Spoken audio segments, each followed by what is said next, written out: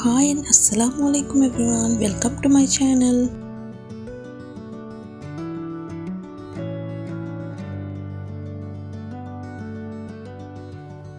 எல்லாரும் எப்படி இருக்கிற?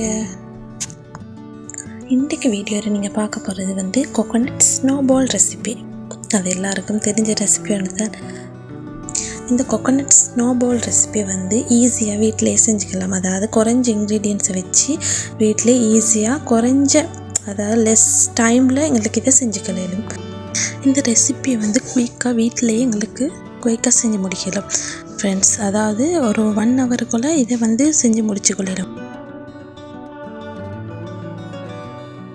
இந்த ரெசிபி செய்கிறதுக்கு குறைஞ்ச இன்க்ரீடியன்ஸ் தான் தேவைப்படுறேன். அதாவது 3 இன்க்ரீடியன்ஸ் தான் மெயினாக தேவைப்படுறேன். என்னென்ன இன்க்ரீடியன்ஸ் வேணும்ன்றதை நான் டீட்டெயிலாக சொல்கிறேன். அதோட டிஸ்கிரிப்ஷன்லையும் நான் டீட்டெயில்ஸ் கொடுக்குறேன். அதோட இந்த வீடியோவை கட்டாயம் ஸ்கிப் பண்ணாமல் பாருங்கள்.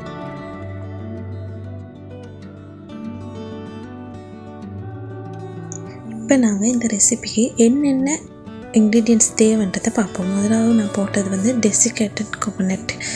அந்த டெசிகேட்டட் கோகோனட் கடைகள்லையும் வேலும் எல்லா இடங்கள்லையும் அது ஈக்கிறு. அதில் 210 கிராம் நான் அதுக்கு எட் பண்ணேன். இந்த ரெசிப்பியை டெசிகேட்டட் கோகோனட்டும் மில்க் மேட், அதை கண்டென்ஸ் மில்க் வச்சும் அதை மட்டும் வச்சு செய்யலும். ஆனால் நான் ரவையும் கொஞ்சம் எட் பண்ணேன். ரவை ரோஸ்டட் ரவை தான் 150 கிராம் நான் அதுக்கு எட் பண்ணினேன். நான் கண்டென்ஸ் மில்க் 85 ml கப்பில் ஒரு 2.5 மாதிரி எட் பண்ணேன். கண்டென்ஸ் மில்க்கை ஒரே அடியாக நான் எட் பண்ணலை, கொஞ்சம் கொஞ்சமாக எட் பண்ணி அதை பிசைஞ்சு அந்த ஒற்றை பதம் இல்லாதன்மை வர காட்டி நான் அதை கொஞ்சம் கொஞ்சமாக எட் பண்ணி நான் அந்த வீடியோவில் காட்டின மாதிரியே அது ஒரு போல் பிடிச்சா எந்த ஒரு உடையவோ எந்த வெடிப்புகளும் இல்லாமல் வரணும். அந்த நேரத்துக்கு அந்த ஸ்னோபால்ற பதம் சரியான பதம். நான் அந்த மிக்சரை ரெடி பண்ணிக்கிட்ட க்ளவுஸ் போட்டு தான் ரெடி பண்ணேன். ஆனால் அதுக்கப்புறம் போல் பிடிக்கிற டைம் க்ளவுஸ் இல்லாமல் அதை கைகளால் தான் அந்த ஷேப் அழகாக எடுக்கலும். அப்போ நான் வீடியோவில் காட்டுமா இந்த ஷேப்புக்கு ஒரு மீடியம் சைஸில் மாதிரி போல்ஸ் நாங்கள் ரெடி பண்ணி எடுத்துக்கொள்ளணும். மிக்சர் வச்சு பெரிய குவான்டிட்டி எடுத்தால் அந்த குவான்டிட்டி அதை போல்ஸில் அளவு குறையும் நிறைய. நான் மீடியம் சைஸில் மாதிரி எடுத்தேன். அது கணக்காக வரும். இதில் நான் டோட்டலாக 60 போல்ஸ் இந்த கணக்கில் எடுத்திருந்தேன். இப்போ எல்லா போல்ஸையும் எங்களால் அந்த ஷேப்புக்கு ஏற்ற மாதிரி உருட்டி எடுத்துக்கொள்ளலாம். இன்னும் ஒன்று எட் பண்ணேன். அது இன்க்ரீடியன்ஸை மறந்துட்டு அதாவது கலரிங் எட் பண்ணேன். உங்களுக்கு விருப்பமான கலர் எடுக்கலாம்.